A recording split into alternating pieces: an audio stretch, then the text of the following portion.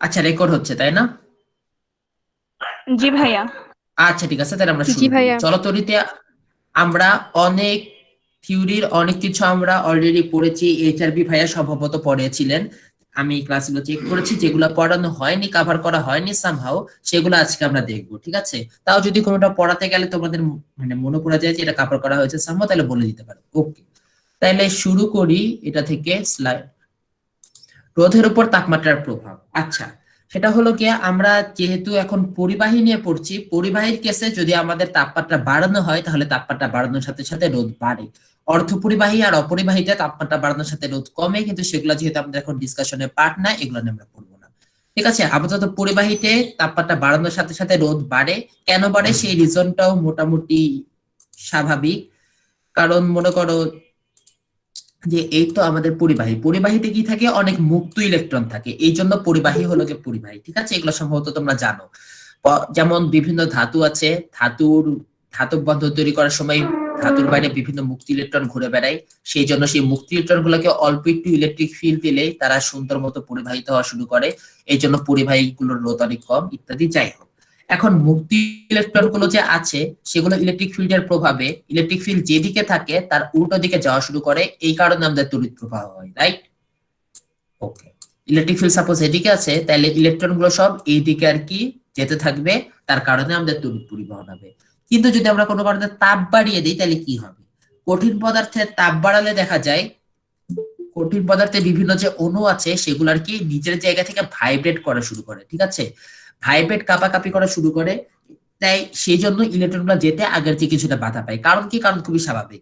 Suppose তুমি একটা রাস্তা দিয়ে যাচ্ছ, ঠিক আছে, একটা রাস্তা দিয়ে যেতে যেতে রাস্তার মাঝখানে একটা গাছ স্থির অবস্থায় আছে, তুমি ইজিলি সেটাকে পাশ কাটিয়ে চলে যেতে পারবে, আমরা সবাই, তাই না? এইখান দিয়ে যেতে যেতে পাশ দিয়ে ডান পাশ বাম পাশ যে কোনো এক পাশ দিয়ে ইজিলি চলে যাওয়া যাবে।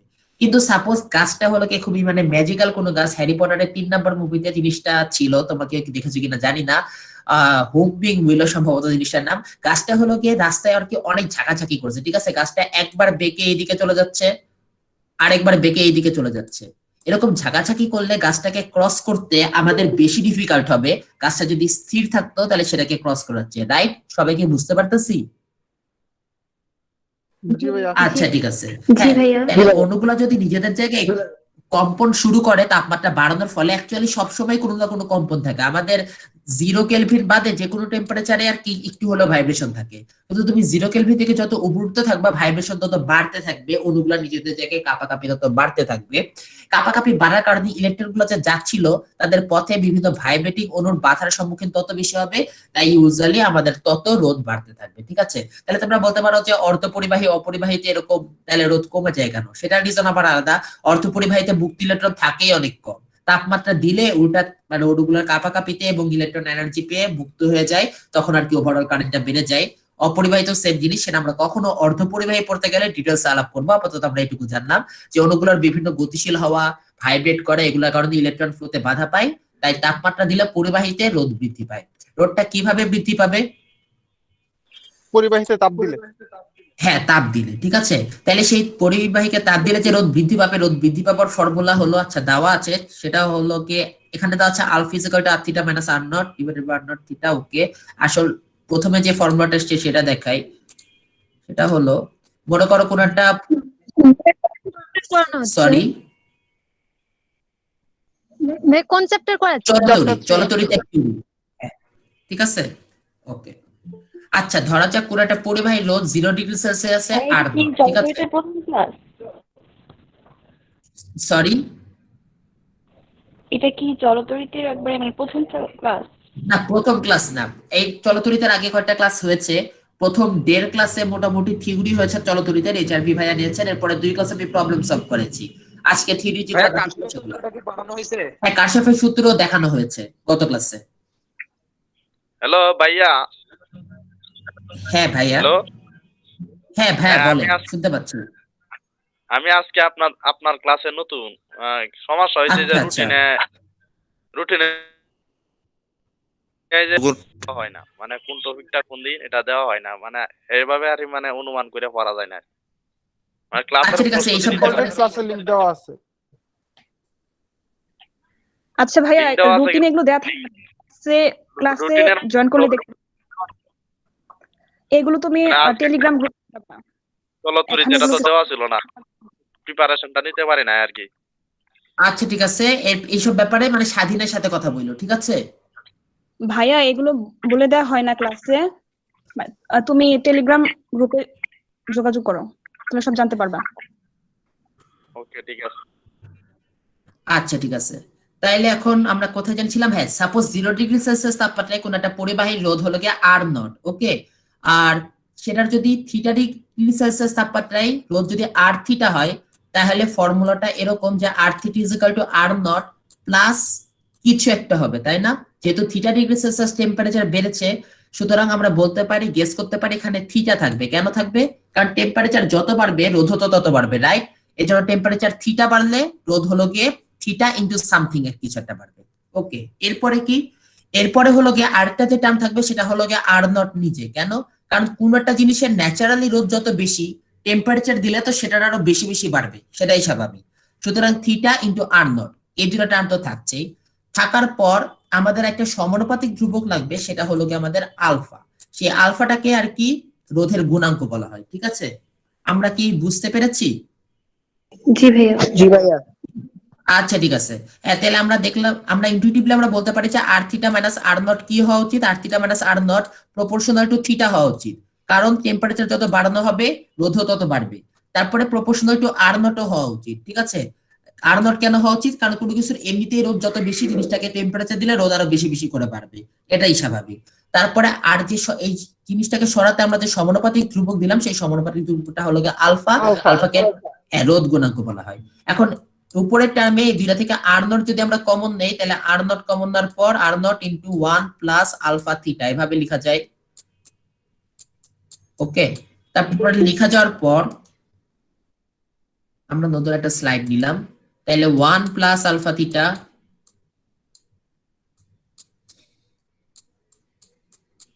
ইজ ইকুয়াল টু, আমাদের ওই সাইডে ছিল R θ, এই সাইডে কমন নিয়েছিলাম R0, তাহলে R θ বাই R0।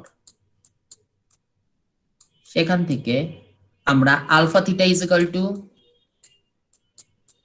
আমরা উভয় পক্ষ থেকে 1 বিয়োগ করি। R θ বাই R0 থেকে 1 বিয়োগ করলে কি আসে? R θ বাই R0 1 বিয়োগ করলে জিনিসটা উপরে একটা R0 আসবে, কারণ R θ বাই R0 -1 হলো গিয়ে R θ by R0 R0 by R0, তাহলে লসাগু করে আর কি। তাহলে উপরে একটা R0 আসলো, তাহলে সেখান থেকে আমরা বলতে পারি যে alpha is equal to R θ by R0 R θ - R0 divided by θ R0।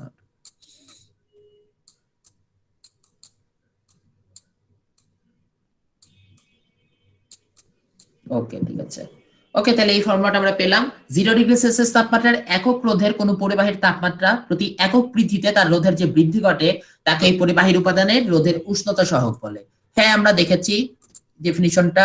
সেটা কি? সেটা হলো কি 0°C তাপমাত্রার কোন একটা পরিবাহী, সেটার আর কি যদি 1°C বাড়াও, তাইলে R0 এর কত গুণ বাড়বে? আলফা গুণ বাড়বে, রাইট? কারণ আমাদের θ is equal to 1, θ is equal to 1 হলে আমাদের R θ হবে R0 plus R0 into alpha. তাইলে এই তো 0°C টেম্পারেচারে জিনিসটার রোধ ছিল হলো গিয়ে R0, সেটার 1°C বাড়াইলে জিনিসটা R0 এর আলফা গুণ বাড়লো, সেই আলফাটাই হলো গিয়ে আমাদের রোধের উষ্ণতা সহগ, ঠিক আছে? একক হলো গিয়ে পার কেলভিন বা পার ডিগ্রি সেলসিয়াস। এটা আবার কি ইজিলি দেখা যায় যে এখানে আমাদের ফর্মুলা যেটা ছিল যে alpha is equal to R θ by R minus R0 divided by R0। এখানে দেখো আমাদের উপরে একটা রোধের টার্ম আছে, নিচে একটা রোধের টার্ম আছে। তাহলে এককের জন্য উপরে রোধের একক কি বলো তো একজন? ওহম। উপরে একটা ওহম থাকবে, হ্যাঁ, নিচে একটা ওহম থাকবে, দুইটা কাটাকাটি হয়ে যাবে, ঠিক আছে? দুইটা কাটাকাটি হয়ে নিচে থাকবে শুধু থিটা। থিটার একক হলো কি কয়েকটা হইতে পারে, তার মধ্যে এখানে দেওয়া আছে হ্যাঁ কেলভিন, সেলসিয়াস, ফারেনহাইট, অনেক কিছুই হতে পারে। আমরা ইউজুয়ালি কেলভিন অথবা সেলসিয়াস হিসাব করব, কারণ কেলভিন হলো আমাদের এসে একক, আর কেলভিনের ডিফারেন্স আর সেলসিয়াসের ডিফারেন্স এক। সো এই দুটি আমরা ইউজ করব। নিচে এটা একক কেলভিন অথবা সেলসিয়াস, তাই নিচে যেহেতু কেলভিন আছে তাই এটা একক পার কেলভিন বা পার সেলসিয়াস, ওকে। অতি নিম্ন তাপমাত্রায় কিছু পদার্থের রোধ হলো শূন্যে নেমে আসে, ঠিক আছে? এই সকল পদার্থকে অতি পরিবাহী বা সুপার কন্ডাক্টর বলে। পদার্থের এই ধর্মকে অতি পরিবাহিতা বলে। আচ্ছা, আমরা দেখলাম যে টেম্পারেচার যত কমানো হবে জিনিসটা রোধ হওয়ার কি ইনটিউটিভলি আমাদের তত কমতে থাকবে, কিন্তু জিনিসটা পুরোপুরি এক্স্যাক্টলি এই রুল যে ফলো করে এরকম না। ঠিক আছে, আমরা এখানে কি দেখলাম যে আমাদের রোধ হলো গিয়ে তাপমাত্রার সমানুপাতিক বাড়ার কথা, অর্থাৎ আমাদের ফর্মুলাটা ছিল এরকম, R theta is equal to R not plus R not alpha theta.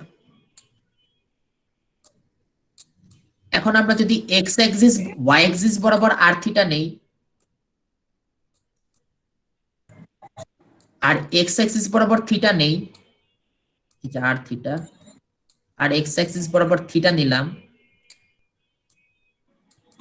তাহলে কি দাঁড়াচ্ছে, আমাদের ফর্মুলাটাকে কিন্তু এভাবে লেখা যায়, আর থিটা হলো কি আমাদের ওয়াই, তাই না, আর থিটা হলো কি আমাদের এক্স, থিটা হলো কি আমাদের এক্স, এক্স এর সাথে কিছু একটা গুণ আছে সেটাকে আমরা এম ডাকি, আর টোটালটার সাথে কিছু একটা যোগ আছে তাহলে সেটাকে সি ডাকি। তাহলে দেখো আমাদের এই ফর্মুলাটা কিন্তু y is equal to mx plus c এরকম একটা ইকুয়েশনের মতো। y is equal to mx plus c এটা কিসের ইকুয়েশন তোমরা বলতে পারবা? হ্যাঁ, সরলরেখার ইকুয়েশন। ঠিক আছে, সরলরেখার ইকুয়েশন, যেটা ঢাল হলো m, হ্যাঁ, আর সেই জিনিসটা y এর পজিটিভ দিক থেকে c অংশ ছেদ করে। তাহলে জিনিসটার গ্রাফ দেখতে অনেকটা এরকম হবে, আমাদের কারেন্ট যে ফর্মুলাটা সেটা আর কি গ্রাফ দেখতে অনেকটা এরকম হবে। ঠিক আছে, এই যে এইটুকু হলো গিয়ে আমাদের আর নট, তারপরে এটা ঢাল হলো গিয়ে এম, যাই হোক। কিন্তু রোদ অ্যাকচুয়ালি দেখা যায় যে কিছু সেন্সিবল টেম্পারেচারের জন্য এরকম লিনিয়ারলি অর্থাৎ সরলরৈখিক ভাবে বাড়ে, সব টেম্পারেচারের জন্য বাড়ে না, বেশি বেড়ে গেলে বা বেশি কমে গেলে সবসময় এটা বাড়ে না, যেটা নিয়ে আমাদেরকে কনসার্ন হওয়া লাগবে না। আপাতত এইটুকু আমরা জানি, নিচের দিকে নেমে গেলে জিরোর চেয়ে একটু বেশি থাকার কথা হলো প্রায় জিরো হয়ে যায় অনেক পদার্থের আর কি রোধ, সেগুলোকে সুপার কন্ডাক্টর বলে। পদার্থের এই ধর্মকে অতি পরিবাহিতা বলে। যেমন একটা এক্সাম্পল আমরা দিয়েছি 4.2 কেলভিন তাপমাত্রার নিচে পারদ। ওকে, বুঝছি সবাই? জি ভাইয়া। আচ্ছা ঠিক আছে, ওকে ঠিক আছে। ওকে, জুলের তাপীয় ক্রিয়া সূত্র, ওকে এটা হালকা বলা হয়েছিল কিন্তু এখানে আরেকবার বলে দেই। সেটা হলো গিয়ে আমরা জানি যে মহাবিশ্বে মোট শক্তি হলো গিয়ে সবসময় মানে বাড়েও না কমেও না। ঠিক আছে, তাহলে তুমি কারেন্ট পাস করালা, তুমি বিদ্যুৎ শক্তি কারেন্ট পাস করানোর জন্য তুমি হলো গিয়ে রাসায়নিক শক্তি হয়তো ব্যবহার করলা ব্যাটারি দিয়ে, অথবা জেনারেটর দিয়ে চুম্বক শক্তিকে কিছু না কিছু ব্যবহার করলা, তাহলে খরচ যে করলা সেই শক্তিটা কই যাবে? এটা তাদের মধ্যে যে নরমালি কারেন্ট যাচ্ছে, সেই কারেন্টের শক্তিটা কই যায়? এক্স্যাক্টলি তাপ শক্তি হিসেবে নির্গত হয়। তাপ শক্তি হিসেবে কেন নির্গত হবে? কারণ আমরা জানি, তো আগে আমরা দেখলাম যে কারেন্ট হলো গিয়ে বেসিক্যালি ইলেকট্রনের দৌড়াদৌড়ি, তাই না, যে কোনো পরিবাহিতার কি কারেন্ট।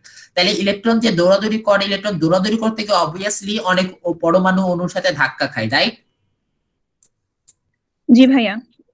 অনেক অনুপরমাণুর সাথে যে ধাক্কা খাবে, সেই ধাক্কা খাওয়ার কারণে সেই অনুপরমাণুগুলোর র্যান্ডম গতিশীল দৌড়াদৌড়ি কম্পন এগুলা বেড়ে যাবে স্বাভাবিকভাবে। তুমি রাস্তা দিয়ে দৌড়ে দৌড়ে যাচ্ছ, অনেক মানুষ রাস্তা দিয়ে দৌড়ে দৌড়ে যাচ্ছে, তাহলে রাস্তার মধ্যে যেসব গাছগুলো ছিল সেগুলো তো ধাক্কা খেয়ে একটু একটু ভাইব্রেট করা শুরু করবে, তাই না? আর গাছগুলো যদি মুভেবল হয় অর্থাৎ শিকড় এরকম টাইট না থাকে, তাহলে দেখা যাবে এক জায়গার গাছ আরেক জায়গায় চলে গেছে। অথবা রাস্তায় যদি ছোট কোনো মানে ঢিল টিল থাকে সেগুলো দেখা যাবে পায়ের ধাক্কায় দৌড়াদৌড়ি শুরু করছে, তাই না? তাহলে ইলেকট্রনগুলোর ধাক্কায় অণুগুলোর কম্পন, অণুগুলোর র্যান্ডম দৌড়াদৌড়ি বেড়ে যাবে। আর আমরা সেটা সম্ভবত চ্যাপ্টার 10 এ পড়বো, সেটা হলো গিয়ে অথবা সেকেন্ড পেপারের চ্যাপ্টার 1 এ, সেটা হলো গিয়ে তাপ হলো গিয়ে বেসিক্যালি অণুগুলোর র্যান্ডম দৌড়াদৌড়ি। তাহলে অণুগুলোর র্যান্ডম দৌড়াদৌড়ি যেহেতু আমাদের কারেন্ট পাসের জন্য হচ্ছে, সুতরাং তাপ শক্তি তৈরি হচ্ছে, সেই তাপ শক্তি হিসেবে আমাদের কারেন্ট এর যে জন্য যে আমরা শক্তিটা ইউজ করতেছি সেটা নির্গত হচ্ছে। সেটা কতটা নির্গত হচ্ছে সেটা আর কি জুলের ল থেকে বের করা যায়। তিনটা সূত্র আছে। তিনটা সূত্র কি? আমাদের এই ছলকে তিনটা জিনিসের উপর ডিপেন্ড করে। ঠিক আছে, এই যে আমরা এখানে দেখতে পাচ্ছি আই আর টি, এর মধ্যে যে কোনো দুইটাকে স্থির রেখে বাকি আরেকজন দিয়ে যে সেরকম তিনটা সূত্র আছে। যেমন আর আর টি কি স্থির রাখলে বাকি থাকে আই, তাহলে H is equal to I square R T, তাহলে আর টি স্থির থাকলে H proportional to I square. এটা হলো গিয়ে প্রথম সূত্র। পরিবাহী রোধ এবং প্রবাহকাল আর এবং টি স্থির থাকলে তড়িৎ প্রবাহের ফলে উদ্ভূত তাপ প্রবাহের বর্গের সমানুপাতিক। 2 আই, এখানে কি কি আই এবং টি স্থির থাকলে আর এর সমানুপাতিক। প্রবাহ এবং প্রবাহকাল অপরিবর্তিত থাকলে উদ্ভূত তাপ পরিবাহী রোধের সমানুপাতিক। আচ্ছা, কারেন্ট যত বেশি হবে তাপ তো তত বেশি উৎপন্ন হবে, এটা তো ফেয়ারলি ইন্টিউটিভ, তাই না? কারণ কারেন্ট যত বেশি হবে ইলেকট্রন তত বেশি দৌড়াদৌড়ি করবে, তত বেশি ধাক্কা লাগবে, তত বেশি আমাদের ভাইব্রেশন এসে বাড়বে। রোধ বেশি থাকলেও যে আমাদের তাপ বাড়বে বেশি, এটা মোটামুটি ইন্টিউটিভ। কিভাবে? কারণ রোধ বেশি থাকলে ইলেকট্রন বাধা পাচ্ছে বেশি, রোধ মানে কি ইলেকট্রনের ফ্লো হয় যে বাধাটা দেয় সেটাই হলো কি রোধ। আর বাধা বেশি দেওয়া হচ্ছে মানে কি সংঘর্ষ বেশি হবে, রাইট? জি হ্যাঁ, তাহলে সংঘর্ষ বেশি হওয়ার কারণে এই জন্য তাপ বেশি বাড়ছে, তাই রোধ বাড়লেও তাপ বাড়ে। আর প্রবাহ এবং পরিবাহীর রোধ অপরিবর্তিত থাকলে তড়িৎ প্রবাহের ফলে উদ্ভূত তাপ প্রবাহ কালের সমানুপাতিক। অবভিয়াসলি তুমি যতক্ষণ ধরে কারেন্ট দিবা ততক্ষণ ধরে জিনিসটা গরম হতে থাকবে। এটা তুমি যে কোনো কিছু মোবাইল অনেকক্ষণ ইউজ করলে মোবাইল গরম হয়ে যায়, যে কোনো কিছুতে কারেন্ট অনেকক্ষণ পাস হয় জিনিসটা একটু হলেও গরম হয়ে যায়, সেটা হলো। ভাইয়া একটু ধীরে ধীরে পড়াইলে একটু বুঝতে সুবিধা হয়। ও আচ্ছা ঠিক আছে, আচ্ছা একটু স্লো যাচ্ছি, ওকে। বাকি কারো যে কোনো সমস্যা হলে বললো। ভাই আপনি কি স্ক্রিন শেয়ার করছেন? হ্যাঁ আমি স্ক্রিন শেয়ার করছি, তোমরা কি স্ক্রিন দেখতে পাচ্ছ না? না ভাইয়া, ভাইয়া আমার দেখতে কাছে- পাচ্ছি। এমএসএফ এর অ্যাকাউন্ট থেকে স্ক্রিন শেয়ার হচ্ছে সেটাকে পিন করো তাহলে দেখতে পাবা। থ্যাংক ইউ না, থ্যাংক ইউ। আচ্ছা হ্যাঁ। দেখতে পাচ্ছ এখন? আচ্ছা ঠিক আছে, ওকে। তাইলে আচ্ছা এই জিনিসটা আসলে আমি আগে মানে গত চ্যাপ্টারে মোটামুটি বুঝেছি, এই জন্য এটা একটু দ্রুত গেছি, ঠিক আছে সরি, ওকে। আর পরে এগুলা স্লো যাবো, সমস্যা নেই।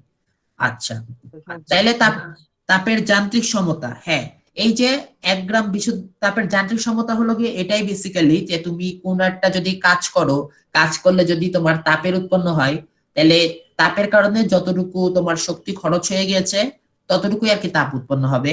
এখন আগে দেখা যেত তাপকে মেজার করা হতো ক্যালোরি দিয়ে, আর কাজকে মেজার করা হতো, কাজ বা শক্তিকে মেজার করা হতো জুল দিয়ে। দুইটা ডিফারেন্ট ইউনিট ছিল, পরে অবশ্য দেখা গেল যে দুইটার মধ্যে আর কি ইকুইভ্যালেন্ট দেওয়া যায়। তাহলে দুইটা ডিফারেন্ট ইউনিটের মধ্যে রিলেশন কি, সেটা হলো কি 1 calorie is equal two 4.2 joule. অর্থাৎ তুমি যদি 4.2 জুল কাজ করো, 4.2 জুল কাজ কি সেটা হলো কি আমরা কাজ ক্ষমতা শক্তি চ্যাপ্টারে দেখবো। Work is equal two Fx, F1 Newton, x হলো কি 1 মিটার, এগুলো হলে 1 জুল কাজ হয়। যাই হোক, তুমি যদি 4.2 জুল কাজ করো এবং সেটার কারণে তাপ উৎপন্ন হয়, কি পরিমাণে তাপ উৎপন্ন হবে? 1 ক্যালোরি। 1 ক্যালোরি তাপ কি সেটা হলো কি ডেফিনিশন, 1 গ্রাম বিশুদ্ধ পানির তাপমাত্রা যদি তুমি 1 ডিগ্রি সেলসিয়াস বাড়াও তাহলে যে পরিমাণে তাপ লেগেছে সেটা হলো কি 1 ক্যালোরি তাপ। সবাই বুঝেছি? জি ভাইয়া। জি ভাইয়া। আচ্ছা ঠিক আছে। আর 1 ক্যালোরি হলো কি 4.2 জুল, এটার উভয় পক্ষকে তুমি 4.2 দিয়ে ভাগ দাও তাহলে তুমি দেখতে পাবা যে 0.24 calorie is equal to 1 joule. আর এখানে একটা ইম্পর্টেন্ট ফর্মুলা আছে, সেটা সম্ভবত তোমরা 9 10 এ শিখছো, H is equal to ms del theta. জানি সবাই এটা, রাইট?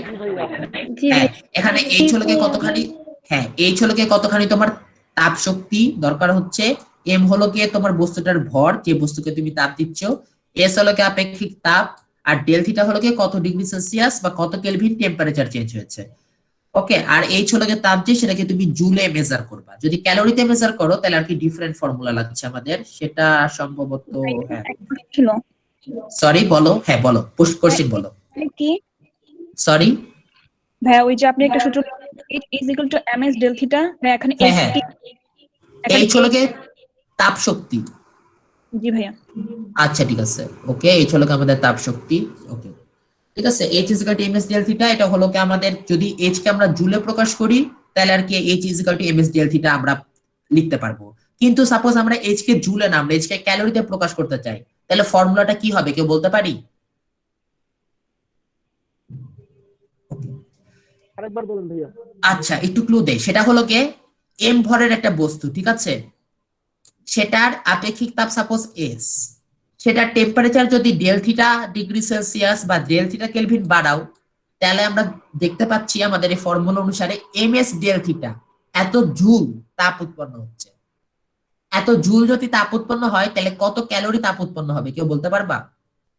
এর সাথে 0.24 গুণ করতে 0.424 করতে হবে।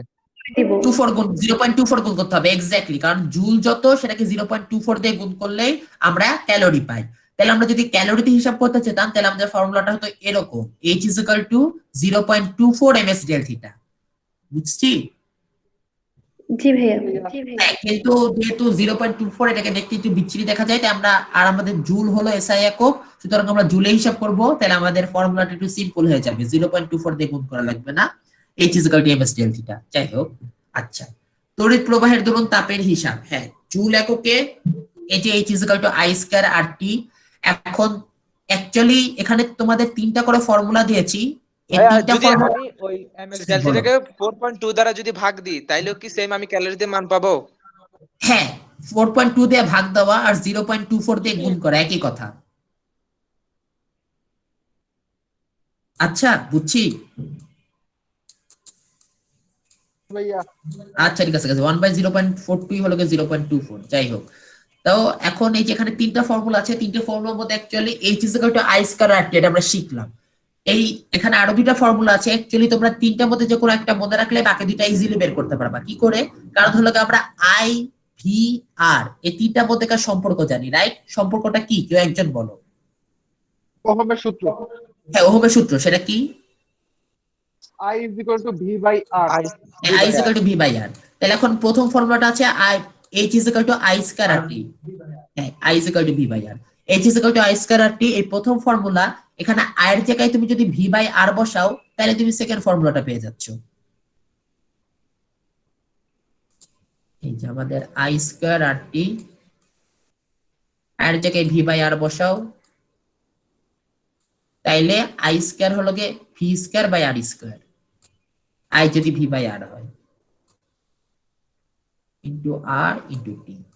ওকে, তাহলে ইজ ইকুয়াল টু R², আর কাটাকাটি গিয়ে নিচে শুধু একটা R থাকে, V² by R T। এই যে আমরা সেকেন্ড ফর্মুলাটা পেয়ে গেলাম।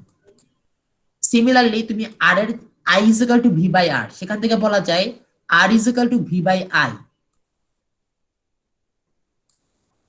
I is equal to V by R। তাহলে আমরা এটাকে R গুণন করি, R আর I কে ইন্টারচেঞ্জ করলাম, তাহলে আমরা সেখান থেকে পাই R is equal to V by I। ওকে, তাহলে R is equal to V by I এখানে বসাই দাও, বসাই দিলে আমাদের কি দাঁড়াচ্ছে জিনিসটা? I² into V by I into T is equal to I² I কাটাকাটি গিয়ে উপরে একটাই থাকবে VIT। ওকে, থার্ড ফর্মুলাটাই পেয়ে গেলাম। যে কোনো একটা মনে রাখলেই হবে, সেখান থেকে আর কি বাকিগুলো বের করে নেওয়া যাবে। বাকিও চাইলে তিনটেই মনে রাখতে পারো, সমস্যা নেই। ওকে, এটা হলো কি জুল এককে। আর পাওয়ার, পাওয়ার কি? আমরা পাওয়ার বা ক্ষমতা, সেটা কাজ, শক্তি, ক্ষমতা পড়তে গেলে দেখবো সেটা হলো কি একক সময়ে কাজ বা একক সময়ে ব্যয়িত শক্তি, সেটাকে হলো কি পাওয়ার বা ক্ষমতা বলে। ঠিক আছে, তাইলে এখানে টি সময় শক্তি উৎপন্ন হচ্ছে I²RT। টি সময় I²RT উৎপন্ন হয়। তাহলে ঐকিক নিয়ম থেকে আমরা বলতে পারি একক সময়ে কতখানি উৎপন্ন হবে, তাই না? একক সময়ে কতখানি উৎপন্ন হবে তাপ?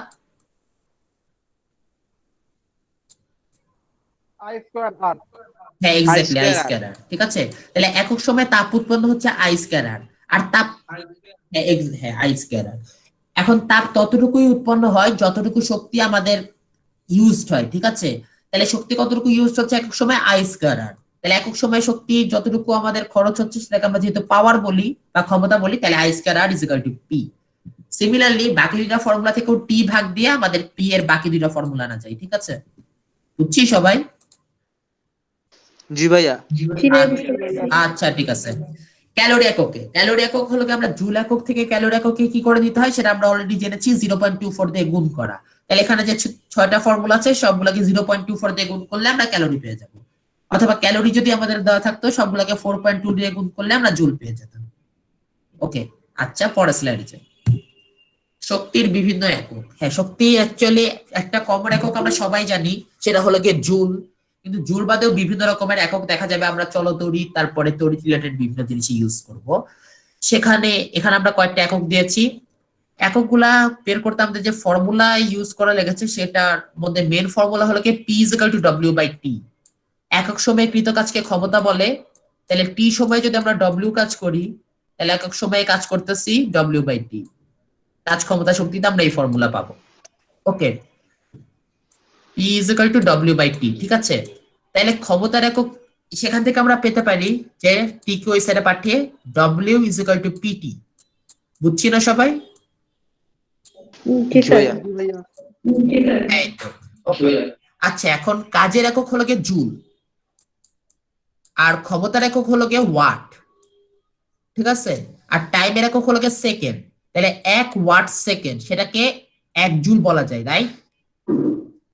জি ভাইয়া। জি ভাইয়া। হ্যাঁ, তাইলে 1 ওয়াট ক্ষমতা সেটা যদি 1 সেকেন্ড ধরে কাজ করে তাহলে আমরা সেই কাজকে আর কি 1 ওয়াট সেকেন্ড বলবো।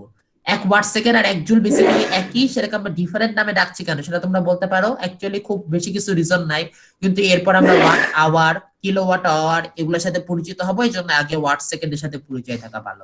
ওকে, 1 watt second is equal to 1 joule. পরে ইউনিট কি? পরে ইউনিট হলো কি যে আমরা টাইমের জায়গায় বিভিন্ন ইউনিট বসিয়ে, এই যে ডব্লিউ পিটি মানে পি আর টি এর বিভিন্ন ইউনিট বসিয়ে আমরা ওয়াটের জুলের জায়গায় কাজের নতুন নতুন একক পেতে পারি বা শক্তির নতুন নতুন একক। যেমন টাইমের একটা একক হলো গিয়ে ঘন্টা, ঠিক আছে? তাহলে ঘন্টা আর ওয়াট আর আওয়ার এই দুইটা গুণ করে আমরা নতুন একটা একক পাই, সেটা হলো গিয়ে ওয়াট আওয়ার। 1 ওয়াট আওয়ার কত জুল? সেটা হলো গিয়ে 1 আওয়ার, সেটা কত সেকেন্ড বলতো? 3600। 3600, ঠিক আছে? হ্যাঁ 3600, তার মানে আমাদের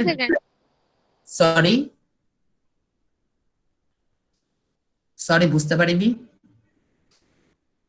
আচ্ছা হ্যাঁ ঠিক আছে, ওকে। তাইলে আমাদের ওয়াট ডব্লিউ ইকুয়াল টু যেহেতু পিটি, পি হলো গিয়ে 1 ওয়াট আর আমাদের টি হলো গিয়ে 3600 সেকেন্ড, তাহলে গুণ করে আমরা পাই 3600, ঠিক আছে? 3600 ওয়াট সেকেন্ড। এখন 3600 ওয়াট সেকেন্ড কিভাবে লিখলে একটু সুন্দর হয়? 3.6 ইন্টু 10 কিউব, 10 কিউব মানে 1000 ওয়াট সেকেন্ড। এখন ওয়াট সেকেন্ড মানে আমরা কি দেখলাম একটু আগে? 1 ওয়াট সেকেন্ড কত জুল? 1 জুল। 1 জুল, ঠিক আছে? 1 জুল। আচ্ছা, তাহলে 3.6 ইন্টু জুল, তাহলে এটাই হলো কি আমাদের ওয়াট আওয়ার। 1 ওয়াট আওয়ার কত? 1 ওয়াট আওয়ার হলো কি যে 1 ওয়াট ইন্টু 1 আওয়ার, অর্থাৎ 1 ওয়াট ইন্টু 3600 সেকেন্ড বা 3.6 ইন্টু 10 কিউব জুল, এই যে আমরা, অথবা 3600 জুল যেটা এখানে দেখলাম। তাহলে 1 ওয়াট ক্ষমতা 1 ঘন্টা কাজ করলে যে শক্তি ব্যয় হয় তাকে ওয়াট ঘন্টা বলে। বুঝছি সবাই? জি ভাইয়া। ওকে, তারপরে সিমিলারলি আমরা ডিফারেন্ট একটা একক বসাবো, সেটা হলো কি কিলোওয়াট। কিলোওয়াট কি? কিলোওয়াট হলো কি 1000 ওয়াটকে কিলোওয়াট বলে। তাহলে 1 কিলোওয়াট ক্ষমতা সম্পন্ন 1 ঘন্টা কাজ করলে যে শক্তি ব্যয় হয় তাকে কিলোওয়াট ঘন্টা বলে। তাহলে ওয়াটের 1000 গুণ হলো কিলোওয়াট, তাহলে 1 ওয়াট আওয়ার সেটারও 1000 গুণ হবে 1 কিলোওয়াট আওয়ার, রাইট? জি ভাইয়া। আচ্ছা ঠিক আছে, তাহলে 1 ওয়াট আওয়ার কত ছিল? 3.6 ইন্টু 10 কিউব জুল, তাহলে 1 কিলোওয়াট আওয়ার কত হবে? সেটার আরো 10 কিউব জুল, তাহলে 3.6 ইন্টু 10⁻6 জুল, ঠিক আছে? এটাই হলো আমাদের কিলোওয়াট আওয়ার। ওকে, এক বোর্ড অফ ট্রেড ইউনিট বা এক ইউনিট, আমরা মাঝে মধ্যে এক এক ম্যাথে আমরা হয়তো প্রবলেম দেখবো যে প্রবলেমে আর কি লাস্টে কোশ্চেন করা থাকবে যে কত ইউনিট বিদ্যুৎ খরচ হয়েছে, অথবা প্রতি ইউনিট বিদ্যুতের দাম 4 টাকা হলে এখন অবশ্য এত কম নাই, কারেন্টের দাম অনেক বাড়ছে, তাই না? যাই হোক, এক প্রতি ইউনিটের দাম এত টাকা হলে তার টোটাল মাসে কতটুকু বিদ্যুৎ খরচ হবে সেটা আমরা হিসাব করার জন্য আমরা জিনিসটাকে কিলোওয়াট আওয়ার বানাবো। তারপর 1 ইউনিট হলো গিয়ে 1 কিলোওয়াট ঘন্টা, এটাকে বোর্ড অফ ট্রেড ইউনিট বলে। বুঝছি সবাই? জি ভাইয়া। ঠিক আছে, তাহলে আমরা শক্তির কয়েকটা এককের সাথে পরিচিত হলাম, যেটা আমাদের পরবর্তীতে কাজে লাগবে। যাই হোক, তারপর নিরাপত্তা ফিউজ। নিরাপত্তা ফিউজ হলো যে মাঝে মধ্যে দেখা যায় একটা কারেন্টের একটা তারের মধ্যে যদি বেশি পরিমাণে কারেন্ট পাস হয় তাহলে সেটাই আগুন ধরে যেতে পারে। কেন? কারণ আমরা দেখেছি একটু আগে H = I² RT, তাই না? কারেন্ট পাস হলে তাপ উৎপন্ন হয়। আচ্ছা ঠিক আছে, কারেন্ট পাস হলে যেহেতু তাপ উৎপন্ন হয়, আর টি আই এগুলো যদি যথেষ্ট বড় হয় তাহলে এত তাপ উৎপন্ন হবে যে আমাদের কি বলে জিনিসটা আগুন ধরে যেতে পারে, যেটার জন্য বাসা বাড়িতে অনেক দুর্ঘটনা এই সেই সেগুলো ঘটতে পারে। সেটাকে অ্যাভয়েড করার জন্য নিরাপত্তা ফিউজ ব্যবহার করা হয়। নিরাপত্তা ফিউজ কি? নিরাপত্তা ফিউজ হলো গিয়ে, তোমরা কি শুনতে পাচ্ছ? জি জি ভাইয়া। ভাইয়া শুনতে জি ভাইয়া পাচ্ছি। শোনা যাচ্ছে। জি ভাইয়া। আচ্ছা ঠিক আছে, ওকে ঠিক আছে। হ্যাঁ, নিরাপত্তা ফিউজ হলো গিয়ে আমাদের নরমাল যে তার সেটার সাথে আমাদের সিরিজে একটা সহজে গলে যায় এরকম একটা তার আমাদেরকে অ্যাড করা হয়, ঠিক আছে? যাতে এটার মধ্যে যে বেশি, এটা হলো গিয়ে একটা নির্দিষ্ট মানের যে কারেন্ট সেটার চেয়ে বেশি কারেন্ট পাস হতে গেলে এই তারটা গলে যাবে। তাহলে দেখা যাচ্ছে নির্দিষ্ট মানের যে কারেন্ট যেটুকু হলো গিয়ে আমাদের নিরাপদ, তার চেয়ে বেশি কারেন্ট যদি পাস হতে চায় তাহলে তারটা গলে ডিসকানেক্টেড হয়ে যায়। যেহেতু ডিসকানেক্ট হয়ে গেলে কারেন্ট আর পাস হতে পারে না, কারণ আমরা সম্ভবত জানি বর্তনী যদি কমপ্লিট না হয় তাহলে কারেন্ট পাস হয় না, তাই না? জি। তাহলে তারটা গলে বসে পড়ে যায়, সেটার কারণে কারেন্ট আর পাস হয় না, তাই আমরা দুর্ঘটনা এড়াতে পারি। আচ্ছা, কারো কোনো কোশ্চিন থাকলে বললো। ভাইয়া তাহলে কি রেকর্ড ভিডিও গুলো কই পাবো? আচ্ছা, এই ভিডিও কই পাবো? স্বাধীনকে অথবা ওই গ্রুপে বলবা। আরেকজনের কি কোশ্চেন? Telegram Sorry? গ্রুপে দেখো ক্লাসের ভিডিওগুলি, এখানে এগুলো নিয়ে কোনো প্রশ্ন করবে না। আচ্ছা, আর কারো কোনো কোশ্চেন ছিল? ভাই আমার প্রশ্ন ছিল যে ফিউজ তো বলতো একটা তার, তাহলে হ্যাঁ, জি ভাইয়া। ফিউজ গুলো একটা তার, ঠিক আছে, সেটা হলো কি একটু ডিফারেন্ট টাইপের তার, যেগুলো সহজে গলে যাবে। আচ্ছা ঠিক আছে। তড়িৎ কোষ, বাই দ্য ওয়ে এই টপিকটা এইচআরবি ভাই কভার করেছেন, তোমাদের তাও সমস্যা থাকলে বললো।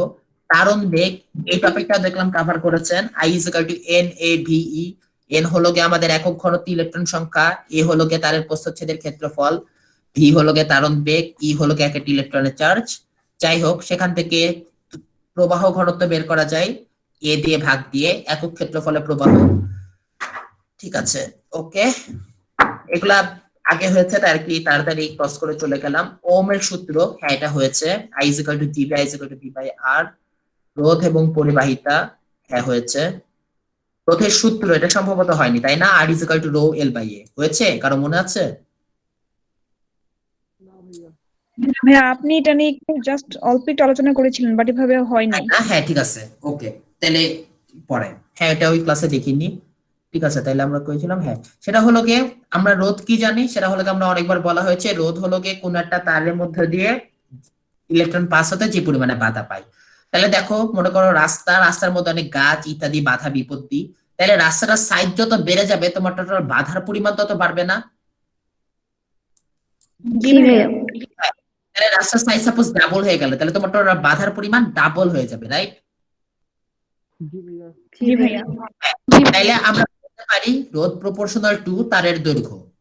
তারের দৈর্ঘ্য যত বেশি হবে রোধ তত বেশি হবে, তারের দৈর্ঘ্য যত কম হবে আমাদের বাধা তত কম পাবে ইলেকট্রন এক জায়গা থেকে আরেক জায়গায় যেতে। বুঝছি, এটুকু ক্লিয়ার? জি। জি ভাইয়া। ওকে, তারপর আরেকটা হলো গিয়ে তার রাস্তার প্রস্থচ্ছেদের ক্ষেত্রফল। এখন রাস্তা যত মোটা হবে তোমরা বাধা তত কম পাবা, তাই না? মনে করো গাছপালার অ্যামাউন্ট এসে এগুলো সমানই আছে, কিন্তু রাস্তা মোটা হওয়ার কারণে আমরা হলাম গিয়ে রাস্তা দিয়ে ইজিলি ক্রস করতে পারবো এক জায়গা থেকে আরেক জায়গায়, রাইট? জি ভাইয়া। জি জি ভাইয়া। ভাইয়া। আমাদের তারের প্রস্থচ্ছেদের ক্ষেত্রফল যত বেশি হবে আমাদের রোধের অ্যামাউন্ট তত কম হবে, তাহলে আমরা বলতে পারি আর প্রপোর্শনাল টু 1/a। তাহলে এই দুইটা মিলে একত্রে আমাদের কি আসে, আর প্রপোর্শনাল টু L/a। তাহলে আমাদের একটা সমানুপাতিক ধ্রুবক দরকার, সেই সমানুপাতিক ধ্রুবকটাই হলো আমাদের আপেক্ষিক রোধ। আর এটাকে রো দ্বারা প্রকাশ করা হয়, R is equal to rho L/a। ঠিক আছে, ওকে। তাহলে এই আপেক্ষিক রোধের বিভিন্ন ম্যাথ আমাদের আসতে পারে, সেটা আমরা দেখবো। হয়তো দেওয়া থাকবে যে কোন একটা তারের দৈর্ঘ্য এত, প্রস্থচ্ছেদের ক্ষেত্রফল এত, তারের রোধ যদি এত হয় তাহলে আপেক্ষিক রোধ কত, অথবা আপেক্ষিক রোধ দেওয়া আছে, দৈর্ঘ্য প্রস্থ দেওয়া আছে, টোটাল রোধ বের করতে হবে ইত্যাদি। তাইলে রোধের সূত্র দুইটা আছে, দৈর্ঘ্যের সূত্র। ও আচ্ছা, বাই দ্য ওয়ে এখানে সবগুলো হলো কি নির্দিষ্ট তাপমাত্রা, এটা আমরা উল্লেখ করতে ভুলে গেছি। কারণ যদি তাপমাত্রা বাড়ে তাহলে তো রোধ এমনিতেও বাড়ছে, তাই না? জি ভাইয়া। ঠিক আছে, সুতরাং আর কি নির্দিষ্ট তাপমাত্রায় আর প্রপোর্শনাল টু L, নির্দিষ্ট তাপমাত্রায় আর প্রপোর্শনাল টু 1/a। এগুলো থেকে আমরা পাই R is equal to rho L/a।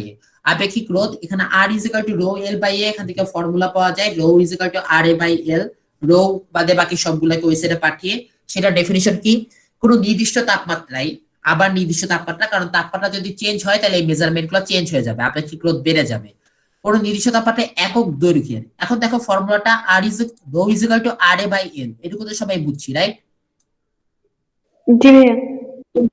তাহলে নির্দিষ্ট তাপমাত্রায় একক দৈর্ঘ্য, suppose L is equal to 1 হলো, আবার একক প্রস্থচ্ছেদের ক্ষেত্রফল অর্থাৎ আমাদের A is equal to 1 হলো, তাহলে A1 L1, তাহলে 1 দিয়ে গুণ ভাগ করলে জিনিসটা সেমই থাকে, সুতরাং এগুলা বাদ হয়ে যাচ্ছে।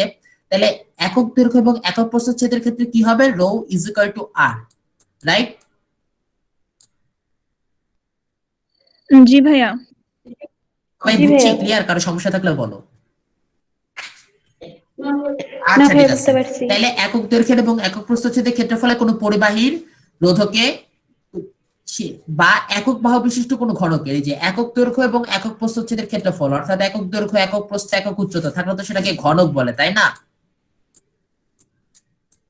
সমান সমান যদি দৈর্ঘ্য প্রস্থ উচ্চতা থাকে, আমরা জানি যে ঘনক কি, ঘনক হলো সমান দৈর্ঘ্য সমান প্রস্থ সমান উচ্চতা বিশিষ্ট আর কি এরকম একটা শেপকে ঘনক বলে। ওকে, তাহলে দৈর্ঘ্য প্রস্থ উচ্চতা সব সেম হলে জিনিসটা ঘনক, এজন্য আমরা বা একক বাহু বিশিষ্ট কোন ঘনকের রোধকে ওই তাপমাত্রায় পরিবাহীর উপাদান আপেক্ষিক রোধ বলে। অর্থাৎ A = 1 এবং L = 1 হলে যেটা R সেটাই হলো আমাদের রোধ। বুঝতে পারছি সবাই? জি ভাইয়া বুঝতে ওকে, পারছি। শিওর? কারো সমস্যা থাকলে বলো এখনই। জি ভাইয়া। ওকে, ঠিক আছে। আচ্ছা ভাইয়া, রোধ আর এক, সরি, রোধ আর রোধক কি এক? হ্যাঁ, রোধ আর রোধক এক। ঠিক আছে, হ্যাঁ, এটা রোধক হলো কি একটু ভাষা, যাই হোক। তারপর কোন নির্দিষ্ট, তারপরে কি এটা হলো কি আমরা দেখলাম পরিবাহিতা একটা টার্ম ছিল না রোধের সাথে সম্পর্কযুক্ত। ভাইয়া,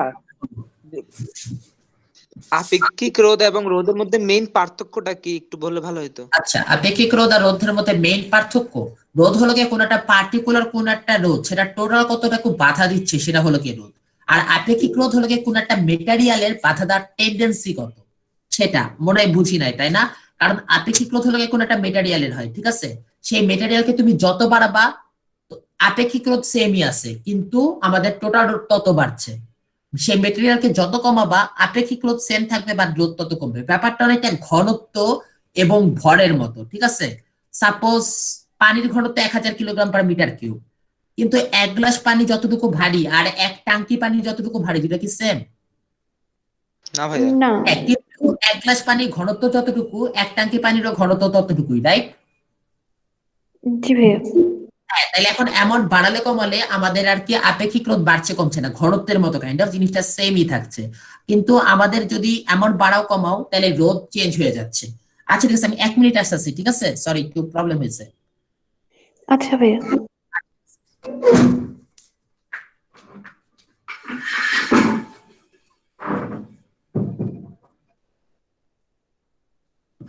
আচ্ছা ঠিক আছে, আচ্ছা, থ্যাংক ইউ। ওকে, তাহলে আপেক্ষিক রোধ হলো গিয়ে সেই উপাদানটার পরিমাণ, সেটাকে আমাদের বাড়ালে কমালে, সেম উপাদান যদি বাড়াই কমে আপেক্ষিক রোধ চেঞ্জ হয় না, কিন্তু আমাদের টোটাল রোধটা চেঞ্জ হয়। আবার সাপোজ 1 তার গ্লাস মানে পানি, আপেক্ষিক রোধটা অপরিবর্তনশীল, তাই? মানে আপেক্ষিক রোধ কোন একটা পার্টিকুলার মেটেরিয়ালের অপরিবর্তনশীল, কিন্তু মনে করো আবার 1 গ্লাস পানি আর 1 গ্লাস পাথর কোনটা বেশি ভারী? পাথর। 1 গ্লাস পাথর বেশি ভারী। কারণ কি? কারণ হলো গিয়ে পাথরের ঘনত্ব বেশি, তাই না? এইরকম এক একটা মেটেরিয়ালের এক একটা ঘনত্ব থাকে, সিমিলারলি এক একটা মেটেরিয়ালের এক একটা আপেক্ষিক রোধ থাকে। কিন্তু আবার ধরো 1 ট্যাঙ্কি পানি হয়তো 1 টুকরা পাথরের চেয়ে বেশি ভারী হবে, কিন্তু অর্থাৎ 1 ট্যাঙ্কি পানির ভর 1 টুকরা পাথরের ভরের চেয়ে বেশি, বা 1 টুকরা পাথরের ঘনত্ব 1 ট্যাঙ্কি পানির ঘনত্বের চেয়ে অনেক বেশি। বুঝতেছি? জি ভাইয়া। জি ভাইয়া বুঝতেছি। আপেক্ষিক রোধ হলো বেসিক্যালি মেটেরিয়ালের উপর ডিপেন্ড করে, ঠিক আছে? ওই পরিবাহীর উপাদানের, এই যে এটা খেয়াল করো যে পরিবাহীর উপাদান যেটা, সেটার আর কি ক্যারেক্টারিস্টিক, এটা ঘনত্বের মতো কাইন্ড অফ। কিন্তু টোটাল রোধ সেটা হলো কি তুমি মেটেরিয়াল যাই থাকুক টোটাল যতটুকু বাধা দিচ্ছে সেটার মতো। ওকে, ক্লিয়ার সবাই? বাট ভাইয়া, তাইলে তো জি ভাইয়া। এখানে বলছে যে নির্দিষ্ট তাপমাত্রায়, তাইলে যদি তাপমাত্রাটা পরিবর্তন হয় তাহলে আপেক্ষিক রোধের পরিবর্তন হবে। হ্যাঁ, হবে।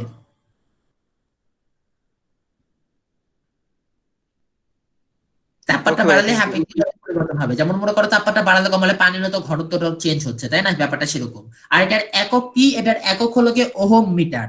ওহম মিটার কেন? কারণ আমাদের জিনিসটা কি, rho is equal to R A by L. Rho is equal to আর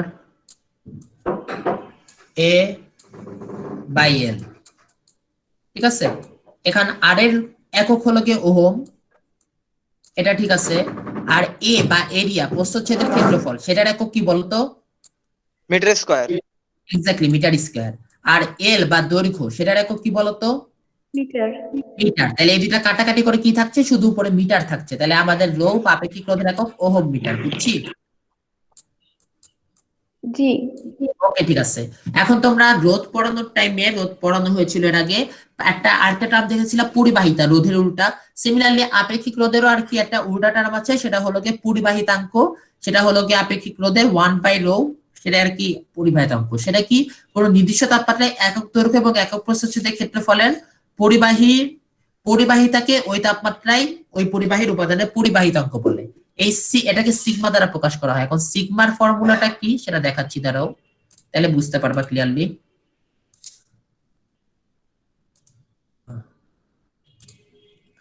এই যে সিগমা ইজ ইকুয়াল টু, আচ্ছা রো ইজ ইকুয়াল টু কি ছিল, R A by L, sorry R L by A, না R A by L, sorry. তাইলে sigma is equal to 1 by rho, এটা কি হবে এল বাই আর এ। এখন পরিবাহিতা থেকে আমরা জানি 1 by R is equal to পরিবাহিতা জি, সেটার একক সিমেন্স, মনে আছে তোমাদের? জি ভাইয়া। আচ্ছা ঠিক আছে, তাহলে এটা কিভাবে লেখা যায় যে এল জি, অর্থাৎ 1 বাই আর টাকে তুমি জি লিখলা ডিভাইডেড বাই এ, বুঝছি? জি ভাইয়া। ওকে, হ্যাঁ ঠিক আছে। তাহলে এখন দেখো আমাদের সিগমার সাথে জি এর সম্পর্ক এরকম, তাহলে আমাদের প্রস্থচ্ছেদের ক্ষেত্রফল যদি 1 হয়, দৈর্ঘ্য যদি 1 হয়, তাহলে আমাদের sigma is equal two G.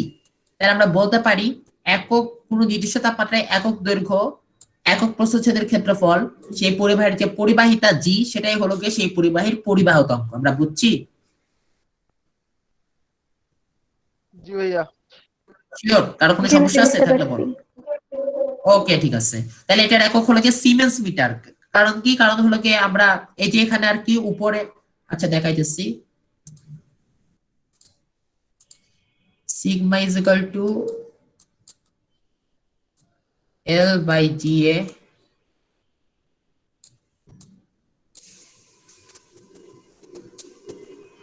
Sorry উপরে জি, ঠিক আছে। তাইলে এখন আমাদের উপরে এল এর একক হলো গিয়ে মিটার, জি এর একক হলো গিয়ে সিমেন্স, আর এর একক হলো গিয়ে মিটার স্কয়ার। তাহলে কাটাকাটি করে নিচে একটা মিটার থাকে, তাহলে সিগমার একক কি হবে, উপরে সিমেন্স আর নিচে মিটার, অর্থাৎ সিমেন্স পার মিটার। ওকে আচ্ছা, তাহলে পরের যাই, তড়িৎ বর্তনী। বর্তনী নিয়ে অনেক কিছু পড়িয়েছেন এইচআরবি ভাইয়া, কোষের সমন্বয় পড়িয়েছেন, কি থাকলে কি হয়। কারশফের সূত্র কতদিন হয়েছিল বা যথেষ্ট ডিটেলসে মনে হয়নি, তাই না? ওই কার্যকর সূত্রটা একটু আলোচনা করলে ভালো হতো। আচ্ছা ঠিক আছে, বাকিরাও কি মনে হয় যে কারশফের সূত্র আলোচনা করলে ভালো হতো? ভাইয়া হ্যাঁ ভাইয়া, একটু কারশফের সূত্রটা। last আচ্ছা ঠিক আছে, জি ভাই সূত্রটা একটু Sorry? আলোচনা করে ভালো হতো। ভাই আচ্ছা ঠিক আছে। হ্যাঁ, কেউ কিছু আর কিছু বলতে চাচ্ছ? কারশফের সূত্র আলোচনা করলে ভালো হতো এটা বাদে। ওকে ঠিক আছে, তাহলে চলো। ওকে, কারশফের দুইটা সূত্র আছে। প্রথম সূত্র, তড়িৎ বর্তনী কোনো সংযোগ বিন্দুতে মিলিত প্রবাহগুলোর বীজগাণিতিক সমষ্টি শূন্য। ওকে, এটার আগে অ্যাকচুয়ালি আমাদের কয়েকটা ইনটিউটিভ জিনিস ক্লিয়ার হওয়া লাগবে। সেটা হলো গিয়ে প্রথমটা, যে শূন্য থেকে কোনো চার্জ সৃষ্টিও হয় না, ধ্বংসও হয় না। মহাবিশ্বের টোটাল চার্জ যে কোনো একটা প্রসেসের আগে যতটুকু ছিল টোটাল, পরেও এক্স্যাক্টলি ততটুকুই থাকে, ঠিক আছে। তার রিজন হলো কি হইতো, মানে আমরা যে কোনো রাসায়নিক বিক্রিয়া যেগুলো পড়েছি সেগুলোর শুরুতে ইলেকট্রন, নিউট্রন, প্রোটন যতটুকু থাকে, শেষেও ইলেকট্রন, নিউট্রন, প্রোটন এক্স্যাক্টলি সেমই থাকে না, চেঞ্জ হয়? না না ভাইয়া, চেঞ্জ হয় না, সেম থাকে। এক্স্যাক্টলি সেম থাকে। এখন যেহেতু নিউট্রনে তো চার্জ নাই, ইলেকট্রন এবং প্রোটন সেম আছে, অর্থাৎ চার্জ বলা সবাই সেম আছে, সুতরাং আমাদের কি বলে এটাকে, সুতরাং আমাদের কোনো চার্জ সৃষ্টি হচ্ছে না, ধ্বংস হচ্ছে না। একটা জিনিস হলে ইলেকট্রন এবং প্রোটন সৃষ্টি বা ধ্বংস হতে পারে, সেটা তোমরা আধুনিক পদার্থ বিজ্ঞানে হয়তো পড়বা, গামারে যদি নিউক্লিয়াসের পাশ দেওয়া যায় ইত্যাদি। কিন্তু সেই কেসে ইলেকট্রন এবং প্রোটন একই সাথে সৃষ্টি হয়, অর্থাৎ যতটুকু নেগেটিভ তৈরি হচ্ছে এক্স্যাক্টলি ততটুকু পজিটিভ তৈরি হয়, সুতরাং আমাদের স্টিল নতুন কোনো চার্জ তৈরি হয় না। অর্থাৎ আগে হয়তো চার্জ ছিল 0, তারপরে চার্জ হলো -c অর্থাৎ ইলেকট্রনের চার্জ, আর +c অর্থাৎ পজিট্রনের চার্জ, তাহলে দুটো মিলে দেখা গেল, আর পরবর্তীতে 0 হয়ে গেল। তাহলে এই কেসে হ্যাঁ, নতুন কোনো চার্জ সৃষ্টি হচ্ছে না। অথবা মাঝে মধ্যে আর কি দেখা যায় যে প্রোটন এবং ইলেকট্রন মিলে নিউট্রন গঠন করে, বিটা রশ্মি তেজস্ক্রিয়তে এসে এগুলোতে পড়বা আধুনিক পদার্থ বিজ্ঞানে, এখন এটা ডিটেলসে যাচ্ছি না। সামারি হলো যাই ঘটুক চার্জ চেঞ্জ হবে না। ওকে, এটা হলো কি একটা জিনিস।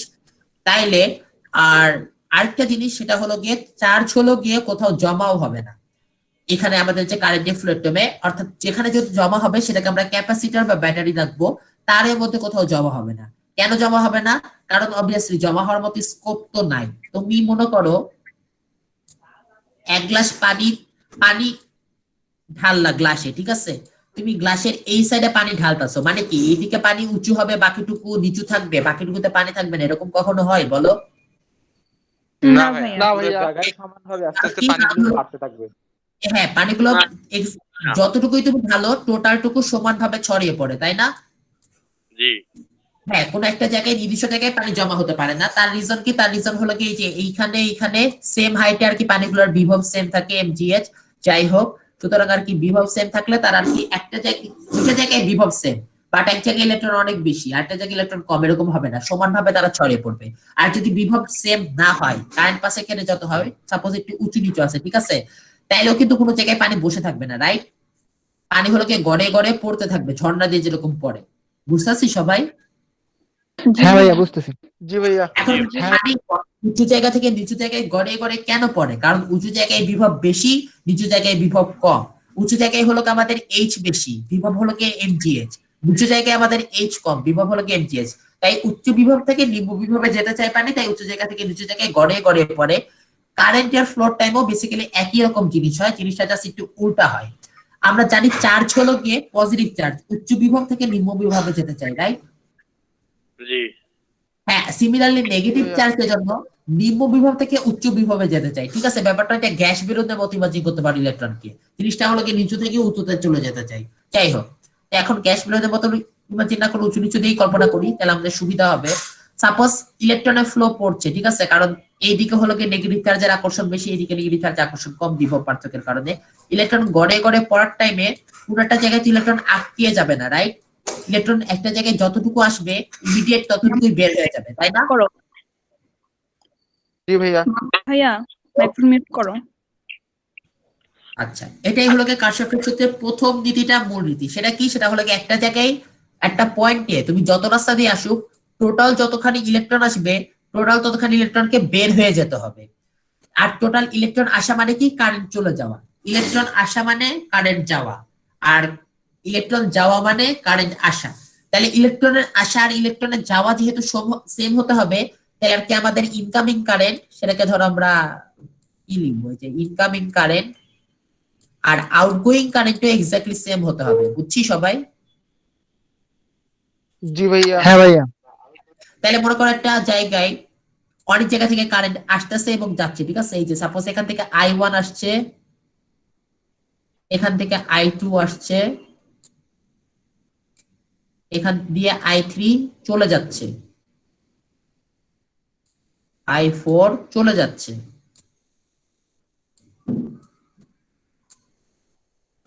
I5 আবার আসছে হয়তো, ঠিক আছে? তাহলে টোটাল কতটুকু কারেন্ট আসতেছে? সেটা হলো গিয়ে I1 plus I2 plus I5, right? জি ভাইয়া। হ্যাঁ, ওকে, I1 plus I2 plus I5। আর টোটাল কতটুকু কারেন্ট যাচ্ছে? I3 plus I4। I3 plus I4। তাহলে আউটগোয়িং কারেন্ট আর ইনকামিং কারেন্ট সমান হতেই হবে, কারণ চার্জ আকাশ থেকে নামবেও না, সৃষ্টিও হবে না, ধ্বংসও হবে না। সুতরাং চার্জ আর কি সেম অ্যামাউন্টেরই আসবে, এবং যেহেতু কোথাও জমাও হতে পারবে না, সুতরাং যতটুকু আসছে ততটুকু আমাদের পাঠিয়ে দিতে হবে। তাই I1 plus I2 plus I5 is equal two I3 plus I4। ওকে, তাহলে সবগুলোকে একই সাইডে আমরা লিখতে পারি যে I1 plus I2 minus I3, সবগুলোকে লেফট সাইডে দিলাম, ঠিক আছে? Minus I3 minus I4 plus I5 is equal to 0।